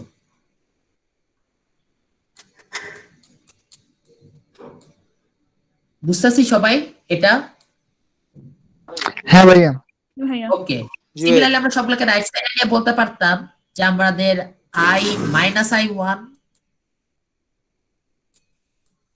Minus I2 plus I3 plus I4 minus I5 is equal to 0। এটা বুঝছি? জি ভাইয়া। জি ভাইয়া। হ্যাঁ, তাহলে দেখো প্রথম কেসে আমরা কি করলাম? আমরা সবগুলা কারেন্টকে যোগ বিয়োগ করলাম। যোগ করলাম কাদেরকে? যারা এসছে তাদেরকে। বিয়োগ করলাম কাদেরকে? যারা গিয়েছে তাদেরকে। তাহলে এভাবে যোগ বিয়োগ করলে সবগুলার যোগ বিয়োগ ফল 0 হতে হবে, রাইট? হ্যাঁ ভাইয়া। সিমিলারলি সেকেন্ড কেসে আমরা বিয়োগ করেছি যারা এসছে তাদেরকে, যোগ করেছি, না সরি, জি ভাইয়া, এই যে সবগুলার যোগফল 0 হইলো কেমনে? ও যোগফল অ্যাকচুয়ালি 0 হয়নি, যোগ বিয়োগ করে আমাদের 0 হয়েছে।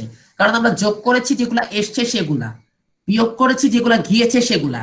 যেগুলা এসছে সেখান থেকে যেগুলা গিয়েছে বাদ দিলে 0 হবে না, কারণ যতটুকু এসছে ততটুকুকেই যেতে হবে। তুমি কি বুঝছো এবার? ভাইয়া বুঝি নাই আবার বুঝো নাই না? আচ্ছা ঠিক আছে, ওকে। আচ্ছা ভাইয়া, যতটুকু কারেন্ট, আচ্ছা বলো। যেমন ভাইয়া আপনি প্রশ্ন করার পর মাইক্রোফোনটা মিউট করে ফেলবেন। আচ্ছা, ঠিক আছে, ওকে। আপনি শুরু- তাইলে হ্যালো, হ্যাঁ তোমরা শুনতে পাচ্ছো? জি ভাই। জি ভাই, শুনতে পাচ্ছি। আচ্ছা ঠিক আছে, ওকে। তাহলে টোটাল যতখানি কারেন্ট এসছে, ঠিক আছে, I1 plus I2 plus I5, আর টোটাল যতটুকু কারেন্ট গিয়েছে I3 প্লাস I4, এই দুটাকে সমান হতে হবে। এইটুকু বুঝছি যে কোশ্চেন করেছো সে। জি ভাইয়া। ওকে, তাহলে এখন লেফট সাইডে কিছু টার্ম আছে, রাইট সাইডে কিছু টার্ম আছে, সবগুলোকে লেফট সাইডে নাও। I1 plus I2 minus I3 minus I4 plus I5 is equal two 0। এবার বুঝছি যে কোশ্চেন করছো, বুঝছি। জি ভাইয়া বুঝছি, আবার বুঝছি। হ্যাঁ ঠিক আছে, তাহলে যেগুলা এসছে সেগুলাকে যোগ করলাম, যেগুলা গিয়েছে সেগুলাকে বিয়োগ করলাম, টোটালটা 0 হলো। জিনিসটাকে তুমি -1 দিয়ে গুণ করো, -I1 -I2 প্লাস I3। জি ভাইয়া আবার বুঝছি, একটা ইকুয়েশন হ্যাঁ। হয়ে গেল আর কি। ইকুয়েশন হয়ে গেল। তাহলে দেখা গেছে যে কোনো কেসে একটা পয়েন্টে কয়েকটা কারেন্ট এসছে গিয়েছে, ঠিক আছে। তাহলে যেগুলা এসছে মাইনাস যেগুলা গিয়েছে ইজ ইকুয়াল টু 0 হতে হবে। আবার যেগুলা গিয়েছে মাইনাস যেগুলো এসছে সেটাও 0 হতে হবে। তাহলে সবগুলা কারেন্টকে এভাবে আমরা যোগ বিয়োগ করব, যেগুলো এসছে যেগুলা গিয়েছে এদের মধ্যে একটাকে প্লাস ধরবো, একটাকে মাইনাস ধরবো, তাইলে আমাদের টোটালটা 0 হয়ে যাবে। সবাই বুঝছি? কারো কোনো কনফিউশন আছে থাকলে বলো। না ভাইয়া, ক্লিয়ার আছে। ওকে ঠিক আছে, ওকে যাক। তাহলে এটাই হলো কারশফের প্রথম সূত্র। তড়িৎ বর্তনী কোনো সংযোগ বিদ্যুতে মিলিত প্রবাহগুলোর বীজগাণিতিক সমষ্টি শূন্য হয়। বীজগাণিতিক সমষ্টি কি করেছিল? এই তো, যে কোনো একটাকে মানে প্লাস ধরবা, আসছে অথবা গিয়েছে, অপরটাকে মাইনাস ধরবা, সবগুলা যোগ বিয়োগ করে 0 পাবা। এটা কারশফের প্রথম সূত্র। কারশফ বা কিরশফ অনেক নামে তাকে ডাকা হয়। অ্যাকচুয়ালি তার আমি কোথায় জানি শুনেছিলাম যে কারশফ তার অ্যাকচুয়াল প্রোনাউন্সিয়েশন আমি শিওর না, তোমরা যে নিচে রাখতে পারো, লিখো কিরশফ, তাইলেই হবে। দ্বিতীয় সূত্র, কোন আবদ্ধ তড়িৎ বর্তনীর বিভিন্ন অংশগুলোর রোধ এবং তাদের আনুষঙ্গিক প্রবাহের গুণফলের বীজগাণিতিক সমষ্টি ওই বর্তনীর তড়িৎ অন্তর্ভুক্ত মোট তড়িৎচালক শক্তির সমান। ওকে, এটাও মেবি বুঝি নাই, এভাবে বাংলা পড়লে বোঝা যায় না। ওকে চলো বুঝানোর ট্রাই করি। আপাতত এটুকু আমরা জানি সম্ভবত, হ্যাঁ এটা বেসিক জিনিস খুবই, ওহমের সূত্র অনুসারে এই জায়গায় আর এই জায়গায় এই দুইটার মধ্যেকার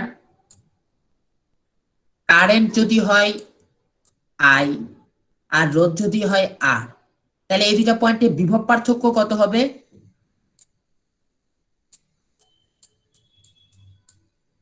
দুটোটার গুণফল। হ্যাঁ I R, ঠিক আছে, হ্যাঁ সিম্পল। এবং কারেন্ট সাপোজ আমাদের বাম থেকে ডান দিকে যাচ্ছে, তাহলে বিভব কোথায় বেশি হবে, বামে নাকি ডানে? ভাইয়া বামে বেশি হবে। বাম থেকে বেশি হবে। হ্যাঁ, কারণ বাম কারেন্ট দিকে বেশি হবে। সবসময়, হ্যাঁ মানে পানি যেরকম উঁচু জায়গা থেকে নিচু জায়গায় পড়তে চায়, কারেন্টের সবসময় বেশি বিভব থেকে নিচু বিভবে যেতে চায়। কারেন্ট যেদিকে যাচ্ছে সেটা অবশ্যই নিচু বিভব। তাইলে আমরা বামের বিভবটা নাম VA ডাকি, ডানের বিভবটাকে VB ডাকি। তাইলে VA যেহেতু বড়, সুতরাং আমরা বলতে পারি যে VB is equal to VA minus IR। সেটা অ্যাকচুয়ালি আর একটু ক্লিয়ার করা যায়, মাঝে আরেকটা লাইন লিখলে, সেটা হলো ডেল ভি যেহেতু IR, সুতরাং VA minus VB is equal two IR। তারপর VB কে ওই সাইডে নাও, IR কে এই সাইডে নাও, তাহলে আমরা পেলাম যে VB is equal two VA minus IR। বুঝছি সবাই এটুকু? জি ভাইয়া, বুঝতে পারছি। ওকে ঠিক আছে। এবার আরেকটা জিনিস, সেটা হলো কি সাপোজ কারেন্ট বিপরীত দিকে যাচ্ছিল, ঠিক আছে, কারেন্ট হলো কি আমাদের এই দিকে যাচ্ছে, এর দিকে। আমাদের রোধ হলো গিয়ে সাপোজ এই তো R, কারেন্ট হলো গিয়ে I, আর এই তো এই পয়েন্টে হলো গিয়ে সাপোজ VA, তাইলে এই পয়েন্টের হলো গিয়ে সাপোজ VB। তাহলে আগের মতো del V is equal to তো IR থাকবে, এটুকুতে কোনো চেঞ্জ নাই। কিন্তু এবার কে বড় হবে? VB এবার কে VA বড় হবে? হ্যাঁ এবার ভিবি মাইনাস VB বড় হবে ভাইয়া। হ্যাঁ ভিবি বড় হবে এক্স্যাক্টলি। ভিবি বড় হওয়ার কারণে আমরা বলতে পারি যে VB is equal to VA plus IR, right? জি জি ভাইয়া। সবাই কনফিউশন আছে? ওকে, কার কোন কনফিউশন নেই? কার জানি শব্দ হচ্ছে মাইক্রোফোনে কিছু একটা ছিড়ার, সে অফ করলে আসলে ভালো হয়। রিয়াপু তুমি তোমার মাইক মিউট করো। ওকে, তাহলে আমরা দেখতে পেলাম আমরা প্রথম কেসে কি করেছি, প্রথম কেসে আমরা কারেন্ট যেদিকে গিয়েছে আমরা সেদিকে গিয়েছি, অর্থাৎ ভিএ থেকে ভিবি এর দিকে কারেন্ট যাচ্ছিল। তাহলে আমাদের পটেনশিয়াল কি হয়েছে, আই আর কমে গিয়েছিল, তাই না? জি জি ভাইয়া। ভাইয়া। কারেন্ট যেদিকে গিয়েছে সেদিকে যদি আমরা যাই, তাহলে সেই দুইটার মধ্যেকার কারেন্ট ইনটু সেই দুইটার মধ্যেকার লোড, এই দুইটা গুণফল পটেনশিয়াল কমে যায়, ভিএ মাইনাস আইআর হয়ে গিয়েছিল। কিন্তু পরের কেসে আমরা কারেন্ট যেদিকে গিয়েছে তার বিপরীত দিকে গিয়েছি, যেহেতু বিপরীত দিকে যাওয়ায় VB is equal to VA plus IR হলো। তাহলে আমরা বলতে পারি যে কারেন্টের বিপরীত দিকে গেলে আমাদের পটেনশিয়াল বেড়ে যায়। আর কতটুকু বাড়বে, সেই দুইটার মধ্যবর্তী কারেন্ট এবং রোধের গুণফল। বুঝছি সবাই? জি ভাইয়া। বুঝেছি। আচ্ছা ভাই একটা Okay. প্রশ্ন ছিল। হ্যাঁ বলো। ভাইয়া আপনি বললেন যে কারেন্ট যেদিকে গেছে তার বিপরীত দিকে গেলে মানে বিভব বাড়বে, কিন্তু Exactly. আপনি চিহ্নটা মানে যে ভিএ দিকে দেয়া রাখছেন, মানে কারেন্ট তো এটার দিকেই যাচ্ছে।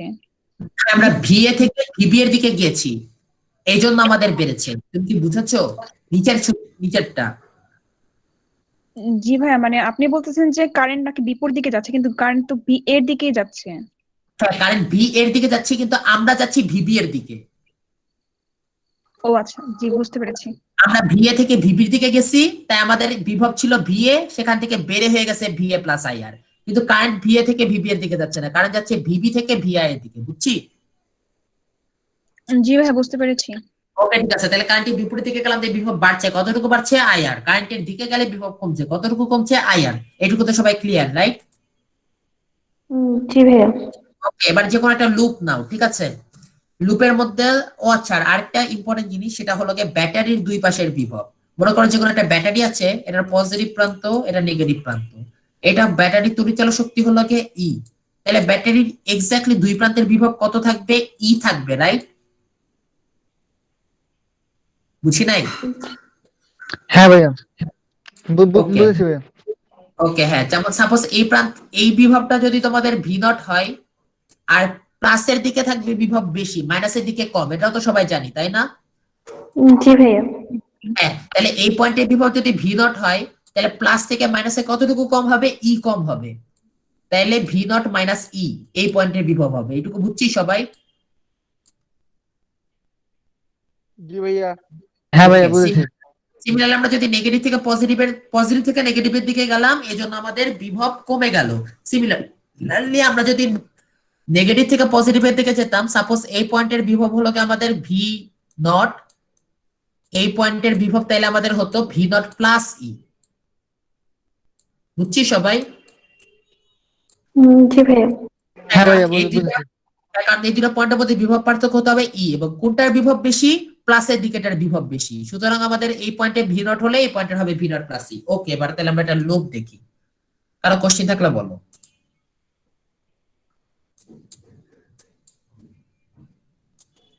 ওকে, ধরে নিচ্ছি কোশ্চেন। ভাইয়া, বলো। ভাইয়া, হ্যাঁ বলো। ভাইয়া, ইলেকট্রন নিম্ন বিভব থেকে উচ্চ বিভবের দিকে যায় না ইলেকট্রন? হ্যাঁ হ্যাঁ, নিম্ন বিভব থেকে উচ্চ বিভবের দিকে যায় ইলেকট্রন। কিন্তু তড়িৎচালক কোষের ভিতর দিয়ে উচ্চ বিভব থেকে নিম্ন বিভবের দিকে যায়। বুঝে নাই তোমার কোশ্চেন? মানে ইলেকট্রনটা তো তারের ভিতর দিয়ে মানে উচ্চ বিভব থেকে নিম্ন বিভবের দিকে যায়, কিন্তু হ্যাঁ। তড়িৎচালক কোষের ভিতরে কিভাবে যায়? তড়িৎচালক ও। কোষের বিভাবে ভিতরে ও, তড়িৎচালক কোষের ভিতরে কিছু অভ্যন্তরীণ রোধ আছে, ঠিক আছে? এটা অ্যাকচুয়ালি ওই ক্লাসে ডিসকাস হয়েছিল। হ্যাঁ, ওই ক্লাসের সমস্যা নেই, ডিসকাস থাকলে করো। সেটা হলো ব্যাটারি পজিটিভ প্রান্ত আর নেগেটিভ প্রান্ত, ঠিক আছে? ব্যাটারি পজিটিভ প্রান্ত থাকে, নেগেটিভ প্রান্ত থাকে, ব্যাটারির ভিতরে অনেক জিনিস থাকে। এখন ইউজুয়ালি বাইরের তার দিয়ে পজিটিভ প্রান্ত থেকে কারেন্ট নেগেটিভ প্রান্তে আসে, অর্থাৎ নেগেটিভ প্রান্ত থেকে ইলেকট্রন আর কি পজিটিভ প্রান্তে যায়। কিন্তু ভিতরেও হলো রোধ তো হলো যত সম্ভব বাড়িয়ে দেওয়ার চেষ্টা করা হয় বিভিন্ন মেটেরিয়াল দিয়ে। সেগুলো তোমরা সম্ভবত তড়িৎ রসায়ন চ্যাপ্টারে দেখবা, কেমিস্ট্রি। আচ্ছা, কিন্তু মেটারিয়াল দিয়ে রোধ বাড়িয়ে দেয়, তাতে আমাদের ইলেকট্রন সহজে পাস হতে না পারে, কিন্তু যথেষ্ট বাড়ানো যায় না, এই জন্য ইলেকট্রন একটু পাসই হয়। সেজন্য ইলেকট্রন তো নিম্ন বিভব থেকে উচ্চ বিভব দিকে যেতে চাইলে ভিতর দিয়ে আর কি কিছু কিছু করে ইলেকট্রন চলে যেতে থাকে। সেটা আর কি মানে অভ্যন্তরীণ রোধ যত বেশি হয় তত কম যায়, জিনিসটা ভিতর দিয়ে ভাবে যেতে থাকে, বুঝছি? হ্যাঁ ভাইয়া বুঝছি। ওকে, ঠিক আছে। ওকে, তাহলে আমরা এটা একটু রিলেভেন্ট ছিল, সমস্যা নাই। আমরা দেখতেছি এখন যেটা বুঝাইতে চাইতেছে, অর্থাৎ কারশফের দ্বিতীয় সূত্র কি। ঠিক আছে, এটা হলো সাপোজ আমাদের এটা একটা ব্যাটারি, তড়িৎচালক শক্তি ই। তারপর এখানে হলো গিয়ে কারেন্ট সাপোজ এই দিকে যাচ্ছে I1, আর এইটা রোধ হলো গিয়ে সাপোজ R1।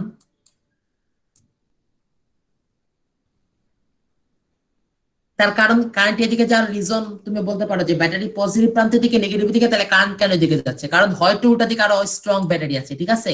ওইদিকে কি আছে সেটা আমরা আপাতত আমলে নিচ্ছি না, আপাতত এই লুপের মধ্যে কি হচ্ছে সেটা আমরা ক্যালকুলেট করব। ওকে, ধরো এটা রোধ R2 আর কারেন্ট সাপোজ এখানে এইদিকে যাচ্ছে I2 কারেন্ট।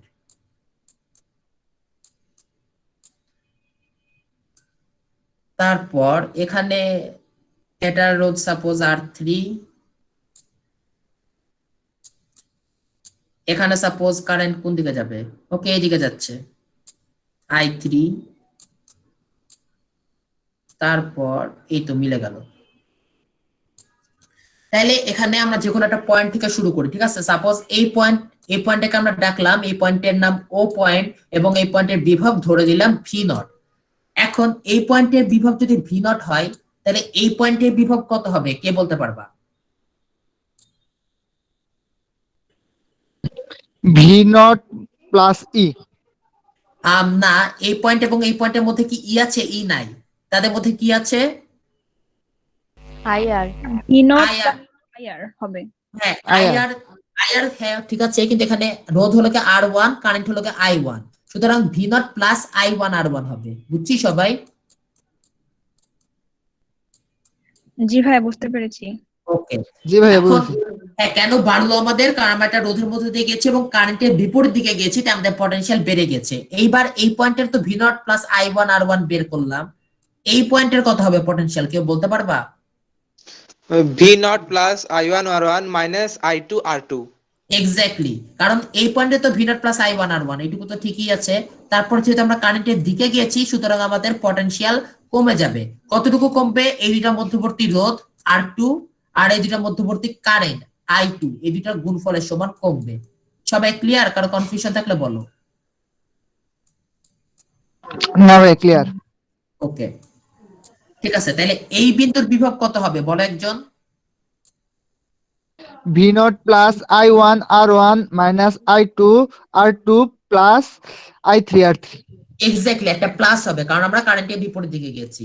অবশ্য সাইজ অনেক বড় হয়ে যাচ্ছে আমাদের ইকুয়েশনের, যাই হোক। V0 plus I1 R1 minus I2 R2 plus I3 R3। ওকে, আচ্ছা, তাইলে এখন এই পয়েন্টের বিভব যে V0 ছিল সেটা আপাতত ভুলে যাও, ঠিক আছে? ভুলে গিয়ে আমাদের এই নিচের পয়েন্টটা থেকে হিসাব করে বলো উপরের পয়েন্টের বিভব। আচ্ছা, নিচের পয়েন্টটা থেকে উপরের পয়েন্টের বিভব কতটা বেশি হবে অথবা কতটা কম হবে সেটা বলো।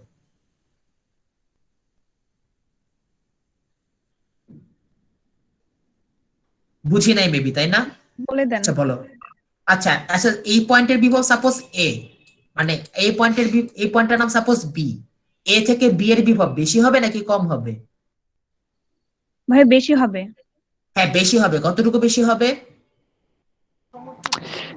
এর বিভবের সাথে প্লাস ই যোগ হবে।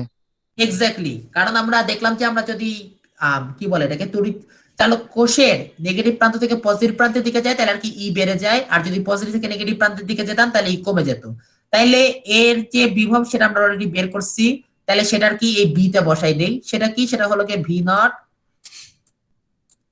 প্লাস মাইনাস অনেক কিছু আর কি, plus I1 R1 minus I2 R2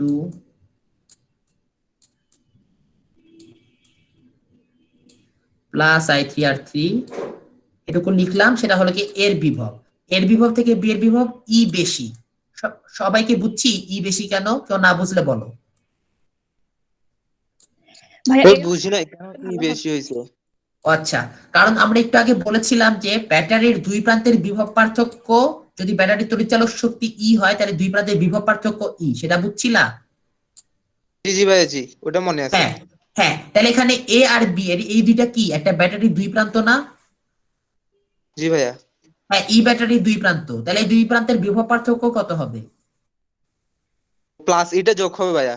হ্যাঁ, ই হবে ডিফারেন্স, এবং যেহেতু নেগেটিভ প্রান্ত, সরি নেগেটিভ প্রান্ত, আচ্ছা সরি নেগেটিভ প্রান্তে আছে এ, সুতরাং এটা চলে, এটা কম হবে, আর পজিটিভ প্রান্তে ছিল বি, সুতরাং এটা বেশি হবে। বুঝছি এবার?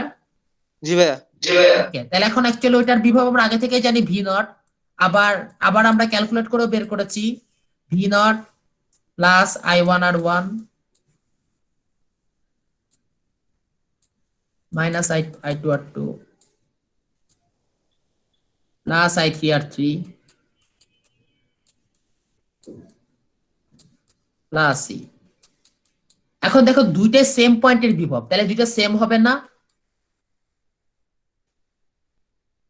ওকে, জি ভাইয়া। আচ্ছা হ্যাঁ, ব্যাপারটা অনেকটা এরকম, সাপোজ তুমি তোমার বাসার ছাদে আছো, ঠিক আছে, ছাদ থেকে তুমি সিঁড়ি দিয়ে নামলা, এটা বাসার ছাদে আছো, ছাদ থেকে তুমি সিঁড়ি দিয়ে নামলা, তাহলে তোমার উচ্চতা কিছুটা কমলো, পরে তুমি রাস্তাতে হেঁটে হেঁটে গেলা, রাস্তাটা হয়তো উঁচু নিচু ছিল, রাস্তাতে হেঁটার পর মেইন রোড উঠার পর তোমার উচ্চতা কিছুটা বেড়ে গেল, মেইন রোড থেকে তুমি গাড়িতে করে এয়ারপোর্টে গেলা, এয়ারপোর্ট কোনো কারণে নিচু, তোমার উচ্চতা আবার কিছুটা কমলো, এয়ারপোর্টে তুমি প্লেনে উঠলা, প্লেন আকাশে উঠলো, তোমার উচ্চতা আবার বাড়লো, পরে প্লেন তোমার বাসার ছাদের উপর দিয়ে চলে যাওয়ার টাইমে তুমি প্যারাসুটে করে লাফ দিলা, তোমার উচ্চতা আবার কমলো, রাইট? অনেকবার বেড়েছে কমেছে, তাই না? জি ভাইয়া। হ্যাঁ, কিন্তু আলটিমেটলি তোমার উচ্চতার টোটাল চেঞ্জ কতটুকু হয়েছে? তুমি শুরুতেও বাসার ছাদে ছিলা, আবার লাস্টেও বাসার ছাদে এসে পড়লা, তাহলে তোমার উচ্চতার টোটাল চেঞ্জ কত? 0 জিরো, এক্স্যাক্টলি। এখানে আমরা একটা পয়েন্ট থেকে আর কি অনেক জায়গায় গেছে, আমাদের বিভব বাড়ছে, কোথাও বিভব কমছে, ঠিক আছে, বিভিন্ন রিজনে বেড়েছে কমেছে, কিন্তু আবার যেহেতু আগের পয়েন্টে ফেরত এসেছি, সুতরাং টোটাল চেঞ্জ জিরো হতে হবে, তাই না? বুঝি জি নাই? ভাইয়া। কে বুঝি নাই বলো, কেউ না বুঝলে বলো। বুঝ- সরি, শুনতে পাইনি, বুঝছো নাই? হ্যাঁ ভাইয়া বুঝেছি। ওকে, ঠিক আছে, থ্যাঙ্কস। তাহলে টোটাল চেঞ্জটা জিরো হবে, অর্থাৎ আগে যে ভি নট ছিল পরেও ভি নটই থাকবে, তাহলে ভি নটের সাথে টোটাল যা যোগ বিয়োগ হলো সবগুলা মিলে কি হবে? জিরো, তাই না? জি ভাইয়া, 0 হবে। আর ভি নট ইজিক্যাল টু এই জিনিসটা, তাহলে উভয় পক্ষ থেকে ভি নট কাটাকাটি করো, তাহলে এই সাইডে থেকে জিরো, এই সাইডে থেকে I1 R1 minus I2 R2 plus I3 R3 plus ই। তাহলে এখানে কি হচ্ছে, এখানে তুমি ই কে এক সাইডে নাও, বাকিগুলো কারেক্ট সাইডে পাঠিয়ে দাও, তাহলে আমাদের এরকম কিছু একটা আসছে যে E is equal to minus I1 R1 plus I2 R2 minus I3 R3। বুঝছি? এইটা কেমনে ভাই? হ্যাঁ, কারণ V not is equal to V not plus এত মাইনাস এত প্লাস এত মাইনাস এত, ঠিক আছে, তাহলে উভয় পক্ষে ভি নট কাটাকাটি করে দিলে কি হলো, লেফট সাইডে থাকলো জিরো, রাইট সাইড দিয়ে থাকলো হলো কে এত এত এত এত প্লাস ই, এই এত এত এত গুলারে আমরা লেফট সাইডে নিয়ে এসেছি, এই জন্য I1 R1 হয়ে গেছে minus I1 R1 side change করার জন্য, মাইনাস I2 R2 হয়েছে plus I2 R2 plus I3 R3 হয়েছে মাইনাস I3 R3। বুঝছি এবার? জি ভাইয়া, বুঝেছি।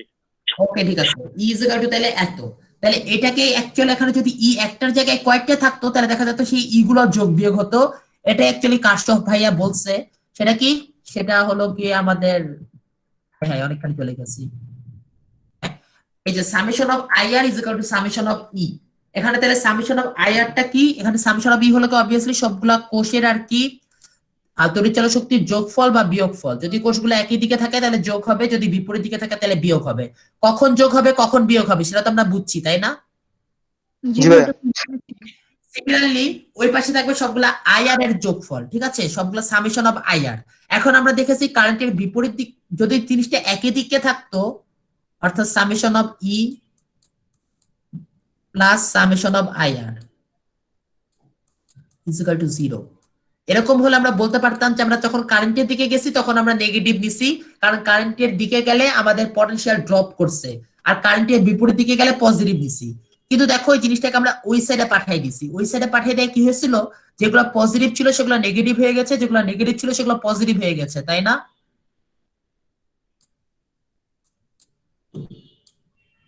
বুঝো নাই?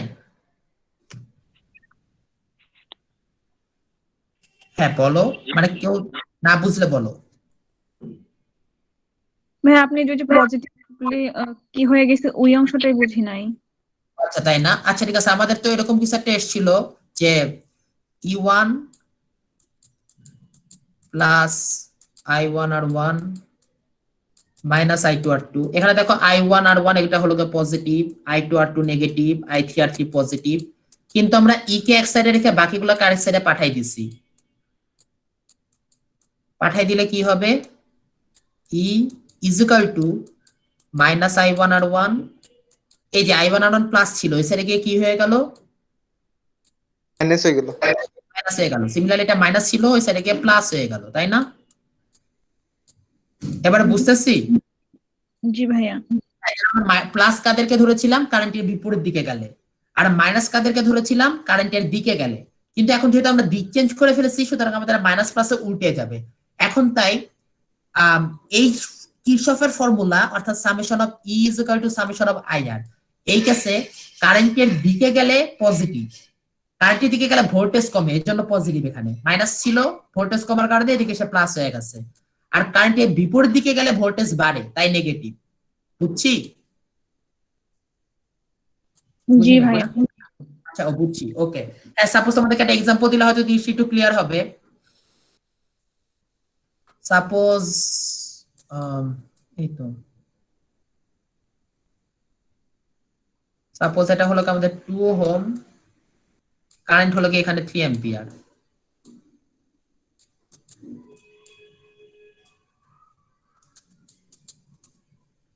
তারপরে এখানে ধরো 1 ওহম, কারেন্ট হলো গিয়ে উল্টা দিকে 2 অ্যাম্পিয়ার। আর এখানে ধরো 4 ওহম, কারেন্ট হলো গিয়ে সেম দিকে, এদিকেও ধরো 3 অ্যাম্পিয়ার। এখন আমাদের এরকম একটা সার্কিট দিয়ে দিল, অ্যাকচুয়ালি অনেক রকমই দিতে পারে, আমাদেরকে কোশ্চেন করলো ই কত, আমাদের জিনিসটা তড়িৎচালক শক্তি কত, ই ইজ ইকুয়াল টু হোয়াট। তাহলে আমরা কি করব, কারশফের সূত্র ফেলবো, সেকেন্ড সূত্র। সেটা কি ছিল, summation of E is equal to summation of IR। Summation of IR আমরা কি দেখলাম, যেটা হলো গিয়ে কারেন্টের দিকে সেগুলো হলো গিয়ে পজিটিভ হয়েছে, যেগুলো কারেন্টের বিপরীত দিকে সেগুলো নেগেটিভ হয়েছে। তাহলে এখান থেকে এখানে কারেন্টের দিকে তাহলে পজিটিভ, 3 দুগুণ 6, তারপর এখান থেকে এখানে কারেন্টের বিপরীত দিকে নেগেটিভ, তাইলে -2, তারপর এখান থেকে এখানে কারেন্টের দিকে পজিটিভ, মেবি আনসার 16 হবে, তাই না? Okay thanks. আচ্ছা এবার 18 - 2 16। ওকে, তাহলে ই এভাবে আমরা ক্যালকুলেট করব, বুঝতে পারছি? ভাইয়া আরেকবার বলবেন? ভাইয়া বেশি বুঝি নাই। তাই না, আচ্ছা ঠিক আছে। ওকে, তাহলে আমাদের ফার্স্টে আমরা কারশফের মানে জিনিসটা আর কি পুরাটা লুপ ঘুরে আসার পর আমরা এরকম কিছু একটা পাইছিলাম, তাই না, যে E -I1 R1 plus I2 R2 minus I3 R3 এরকম কিছু একটা, তাই না, ইজ ইকুয়াল টু 0, রাইট? ওকে জি ভাইয়া। হ্যাঁ আচ্ছা ঠিক আছে। আমরা আবার অ্যাপ্লাই করতে পারি, মনে করো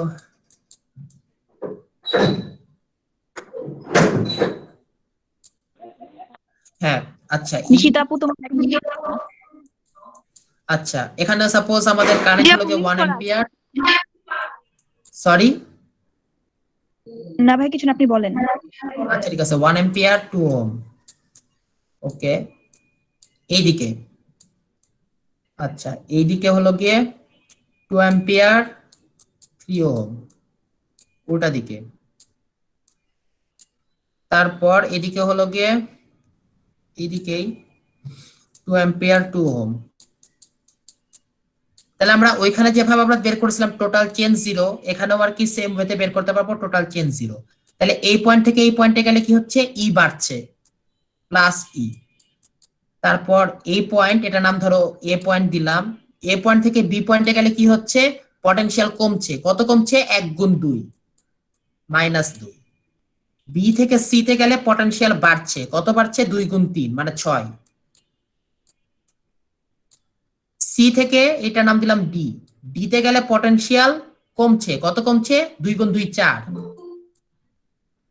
ঠিক আছে, তাহলে আমরা ডি তে আবার ফেরত এসেছি প্রথম পয়েন্টে, তাহলে সবগুলা মিলে কি হবে, টোটাল চেঞ্জ 0।